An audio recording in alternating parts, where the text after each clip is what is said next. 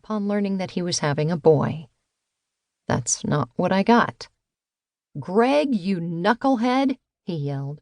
"Don't you see what's still parked in front of the house?"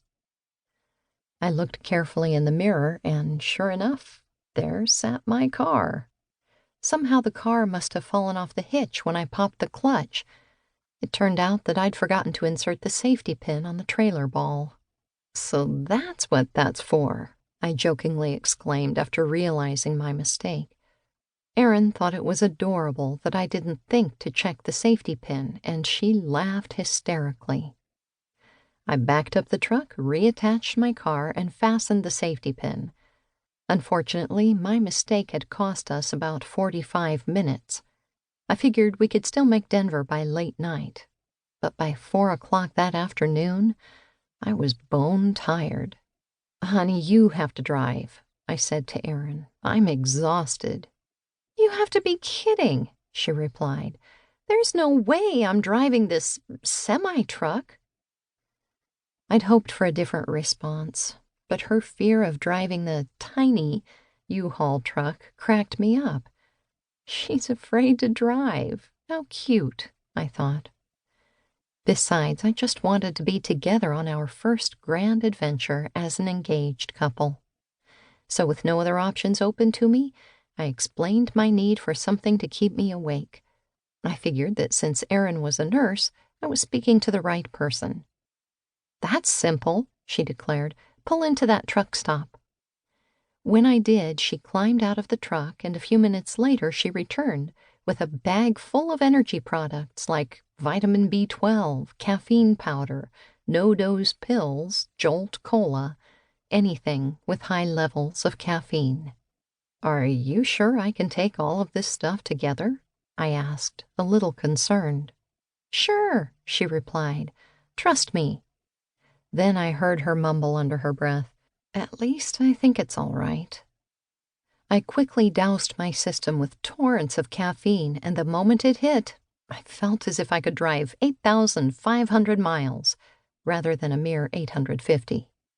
I gave Erin a big toothy grin, leaned over, and shouted, "How far is Canada?"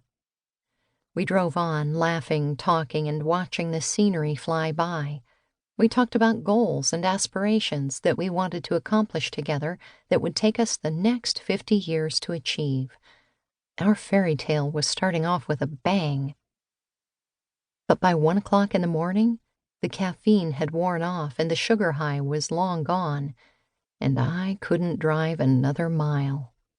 "If we don't find a place to stop immediately," I whined, "I'm going to literally crash and burn. I'm going to kill us." We had nearly reached Colorado Springs, and it seemed as good a place as any to stop, but we immediately ran into big problems. Parents' weekend at the Air Force Academy had arrived, and every room in every hotel and motel in the city had been taken. This must have been how Mary and Joseph felt stumbling into Bethlehem. We searched for a frustrating hour before someone suggested a motel downtown. Horse stable or not, I thought, here we come. When we arrived at the U-shaped run-down motel, and calling it a motel is generous, with an office shack in the middle, I wheeled our truck around the whole complex. By then, my exhaustion had nearly given way to delirium. "I need 2 rooms," I sleepily told the office manager. "Sorry, I have only 1, he answered. Of course, I thought. "Does it have 2 beds? I asked. "No, just 1, he quickly answered while looking confused. "All we got are the queen beds with the coin-operated massage feature." "Oh, all right," I thought. "I guess I'll sleep on the floor. No big deal. At least we'll have 2 pillows." "I'll take it," I replied wearily. "How many hours would you like the room for?" he asked. What a bizarre question. I consulted my watch. It was 2:35 a.m. If we could sleep for 5 hours, we could still make Denver by 9 o'clock in the morning. "I need the room for 5 hours," I said. "Way to go, buddy," he snorted.